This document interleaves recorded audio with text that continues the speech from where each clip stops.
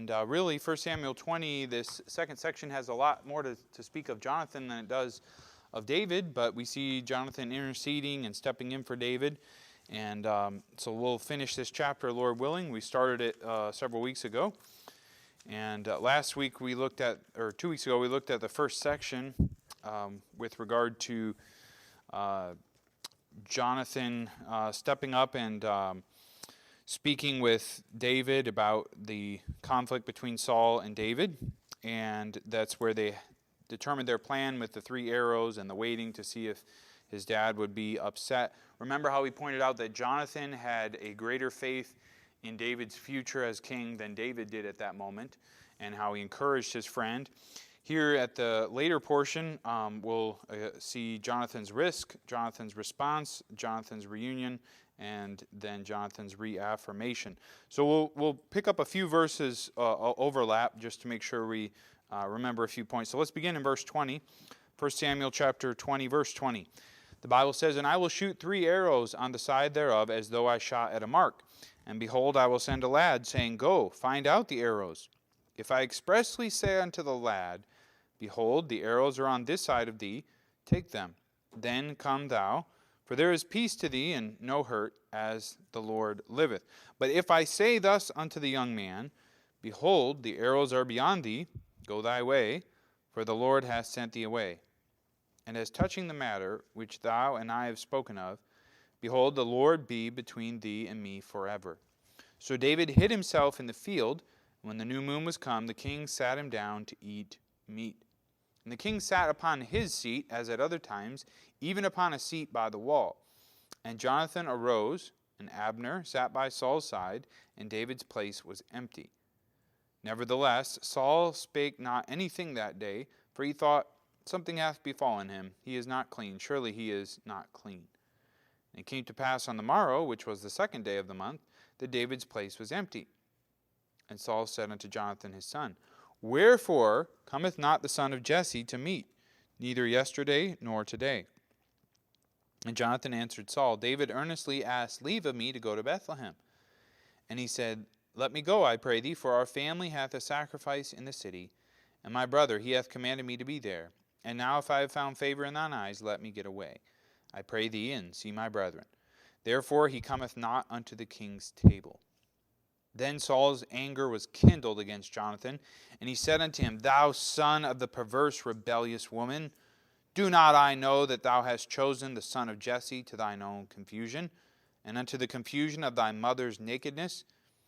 For as long as the son of Jesse liveth upon the ground, thou shalt not be established, nor thy kingdom. Wherefore now send and fetch him unto me, for he shall surely die. And Jonathan answered Saul his father, and said unto him, Wherefore shall he be slain? What hath he done? And Saul cast a javelin at him to smite him, whereby Jonathan knew that it was determined of his father to slay David. So Jonathan arose from the table in fierce anger, and did eat no meat the 2nd day of the month. For he was grieved for David, because his father had done him shame. And it came to pass in the morning that Jonathan went out into the field at the time appointed with David, and the little lad with him. And he said unto his lad, Run, find out now the arrows which I shoot. And as the lad ran, he shot an arrow beyond him. And when the lad was come to the place of the arrow which Jonathan had shot, Jonathan cried after the lad, and said, Is not the arrow beyond thee? And Jonathan cried after the lad, Make speed, haste, stay not. And Jonathan's lad gathered up the arrows, and came to his master. But the lad knew not anything, only Jonathan and David knew the matter. And Jonathan gave his artillery unto his lad, and said unto him, Go, carry them to the city. And as soon as the lad was gone, David arose out of a place toward the south, and fell on his face to the ground, and bowed himself 3 times. And they kissed one another, and wept one with another, until David exceeded. And Jonathan said to David, Go in peace, for as much as we have sworn, both of us, in the name of the Lord, saying, The Lord be between me and thee, and between my seed and thy seed forever. And he arose and departed, and Jonathan went into the city. Let's have prayer together. Brother Steve, would you pray as we begin? Friendship matters a whole lot, and it especially matters when your life is on the line. I've heard some veterans talk about what it means to them to have brothers at arms or people that they've been in conflict with. And I've watched some documentaries. I'm kind of a World War II buff, and just hearing people talk about how you had to trust your buddies and how your life was in their hands, and sometimes vice versa. Jonathan and David had that type of relationship. They loved each other unto death, and they were willing to risk their lives one for another. And in the scriptural text, Jonathan risks his life for David more than the other way around. But they both loved one another, and this passage shows the friendship and the strong love of Jonathan towards David. I think this chapter, 1 Samuel 20, truly shows the heart of Jonathan. You see him stepping out for his friend a great deal in this chapter, 1 Samuel chapter 20.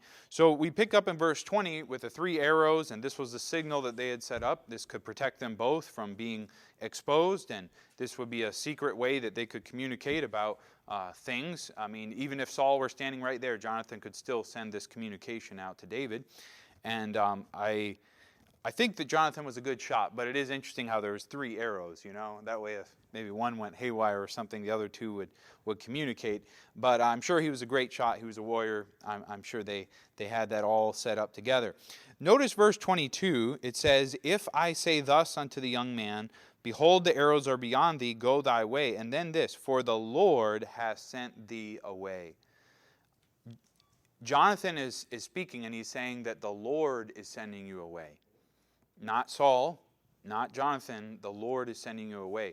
I think that's vital to understanding the passage and to see that God's hand is at work here. A lot of times we get really upset with people and we put our wrath against people, but there are many times where God is overruling and where God is deciding matters, and we would do well not to take it out on people and to recall that God has the ultimate say in these matters. And it says, "For the Lord has sent thee away." God would be separating David and Jonathan. Also, David was separated from his wife. David was separated from his family. And a lot of separations that God allowed and ordained even during these times to teach David many lessons. So that's verse 22. Let's move down a little bit here to verse 25, where we're really picking up tonight. "And the king sat upon his seat as at other times, even upon a seat by the wall." If you've ever considered this a little bit, the king would sit by the wall so that no one could come up behind him, okay? That's a common thing. If you have a real famous person or someone that's threatened for their life, they'll go sit in the corner, right? And they can see everyone that's around them. So he's got his seat by the wall, and it appears from verse 25 that there's 4 other seats, right? There's, it says, Jonathan arose, and then it says Abner sat by Saul's side, and David's place was empty. So David would have been the one sitting across or at the same table with King Saul, and he was not there. So it appears that it was very obvious to Saul that David was not there. It was not hidden. It was not some secret thing. It was very obvious. And so verse 26 tells us Saul just assumes, oh, he must have become unclean. If an Israelite were to become clean, they were unclean until the even, right? And so if he had touched a dead body or done something against the law, Saul just thought, well, he was unclean, and so he'll be around tomorrow. But verse 27 says that tomorrow came around, and David's still not there. Notice the phrasing that Saul uses in verse 27. "Wherefore cometh not the son of Jesse to meet?" As if he does not even want to say his name, right? The son of Jesse. Where is that son of Jesse? And so throughout all of this, you notice that the question in verse 27, Saul said unto Jonathan his son, "Wherefore?" Saul's question is towards Jonathan. He's not asking Abner. He's not asking someone else. He's asking Jonathan, because he assumes Jonathan knows, because Jonathan is his son. Where is that son of Jesse? He hates him so much, it's like he can't even speak his name. That son of Jesse. And the whole thing, we see the risk of Jonathan. But even more so, we see Jonathan taking on risk for his friend here because of what follows. Jonathan tells him that he's gone to Bethlehem. Some people think David actually did go to Bethlehem and then he came back to this spot. Others think that this was just a fabrication to test Saul. But regardless of which way it is, the point is that Jonathan is sticking out his neck here, and he says, oh, well, he's gone to his family in Bethlehem. And, he said he's got a family event there and so on. And notice verse 30, Saul's anger was kindled against Jonathan. Because of Jonathan's friendship to David, he is now in the middle of Saul and David. Because he's inserted himself, because he's defending his friend, because he's sticking up for what's right, he is now in the middle. And some people want a friendship with no risk. They want a relationship with no downside. And that's just not how it works. Have we all heard of the term a fair weather friend, right? And sometimes friendship is painful. Sometimes friendship will cost you something. And for Jonathan here, he is willing now to stick himself in the middle of this when the king is his father, and when he is the son of the king, he's the one that in theory is supposed to have the throne, but he is willing to risk himself for David.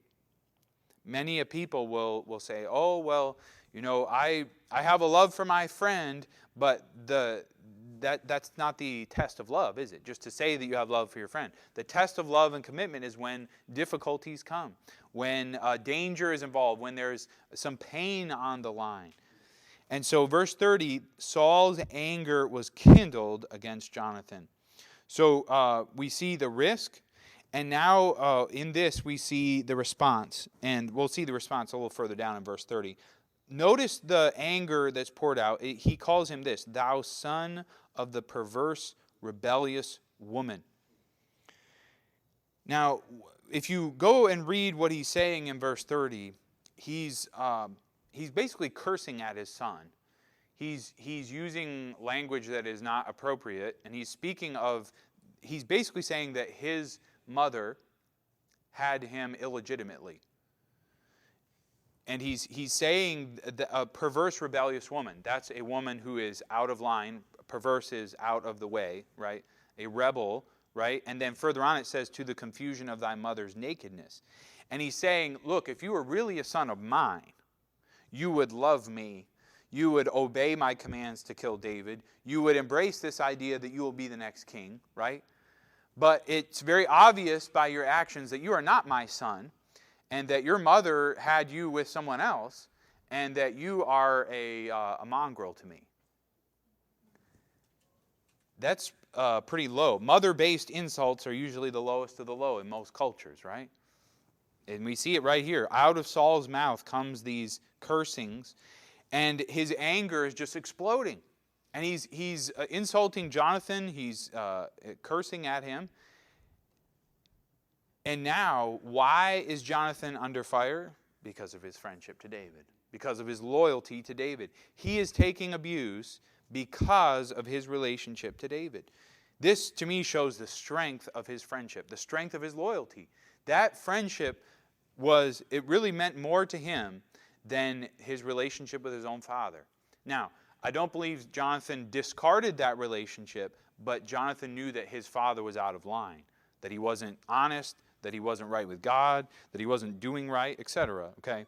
I'm not suggesting that he said, oh, I'll be friends with you and just ignore my dad. No, he still tried to have a relationship with his dad. And it is interesting that going forward, Jonathan even goes into battle with his dad, right? And dies with his dad. So it's not as though he's discarding the relationship. In verse 30, it says, his anger was kindled against Jonathan. Anger will boil over to others. Just if you're angry at someone and you think that you can control that and put that in a box, guess what?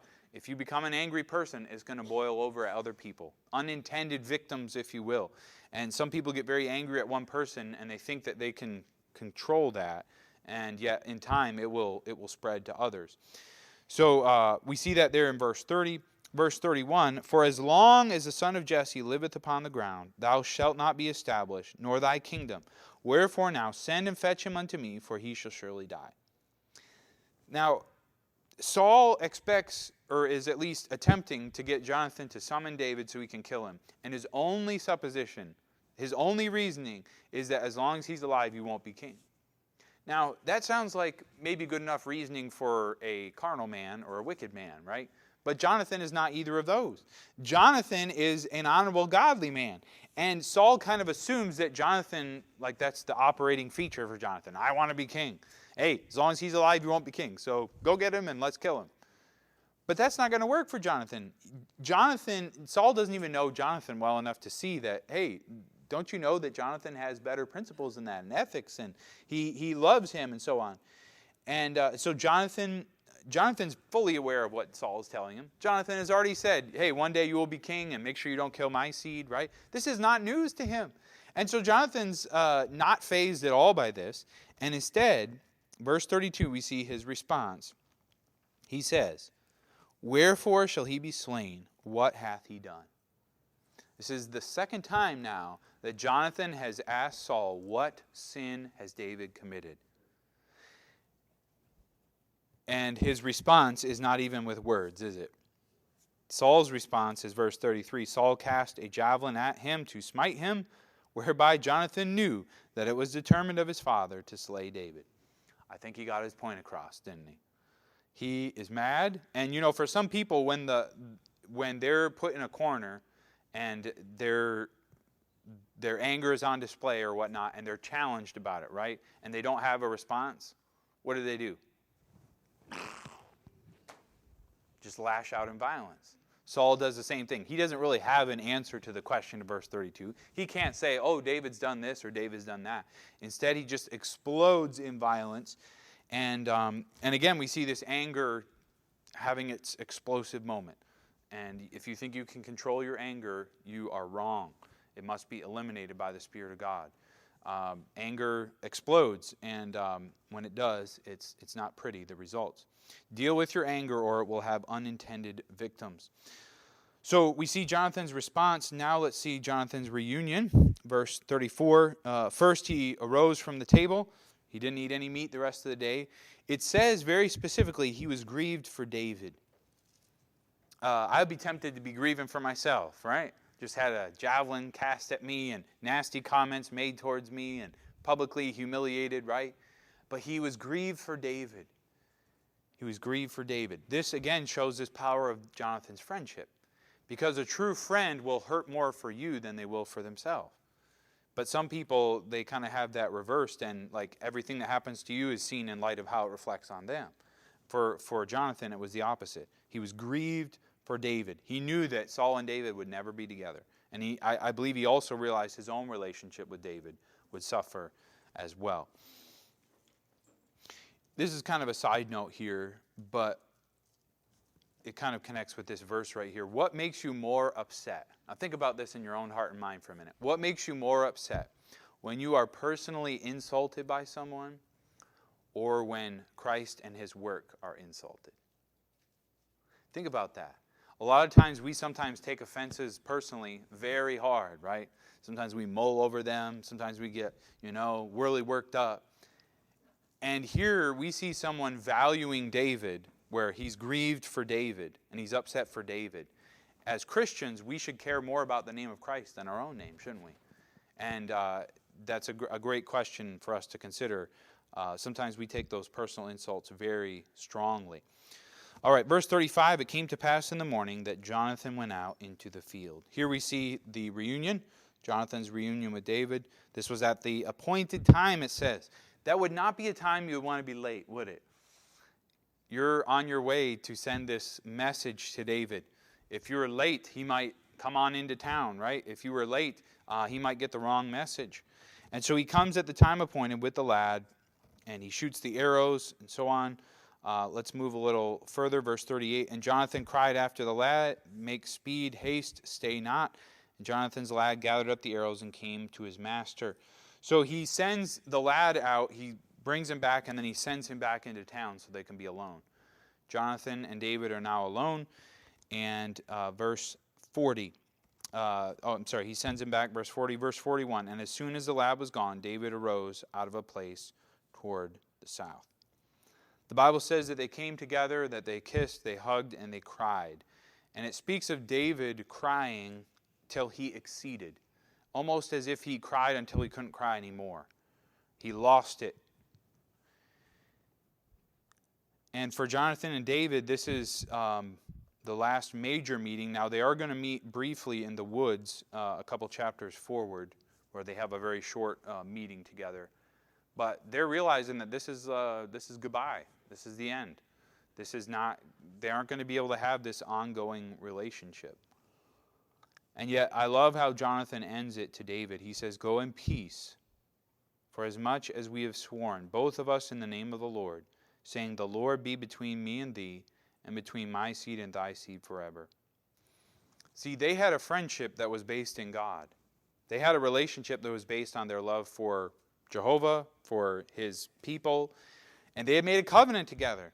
And so Jonathan reaffirms this covenant, Jonathan's reaffirmation, where he says, look, we've made this covenant, it's settled, our bond is secure. Even though we're separated by time and by distance and all these things now, our friendship is settled. Truly, this whole situation was out of Jonathan's control and it was out of David's control. It was only up to Saul and what Saul would choose to do. And Saul, of course, chose anger and hatred.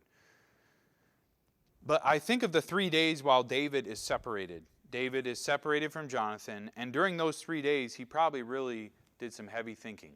Probably did some praying. Maybe even wrote a psalm or two in there. We don't know. But those 3 days of waiting and wondering, and then waiting to see those arrows fly, and those arrows were really telling where things would go from here. And from this point, David is on the run, and he'll live in caves, and he'll go to the Philistines, and he'll be pretty much what's the word? Where you're running from the law. What do you call that? Fugitive. That's a great word. Fugitive. He's a fugitive. And so, the frustration and the trying to figure things out and to hope and to pray and all those things, we must come to a point where we realize there are some things that are out of our control. We are responsible for our decisions. We're responsible for what we do, absolutely, before the Lord. Right and wrong, our choices, that's within our control. But here, this isn't up to David, is it? This whole situation is not going to be changed by anything David does. It's in the hands of God. Now, Saul had a choice, but ultimately, God knew what David needed. And so for us, I just would say, what is out of your control that you're not releasing to the Lord? What is it in your life that truly is someone else's problem and it's not yours? Someone else's situation, and you're trying to hold on to it as though you can make it happen the way you want it to be.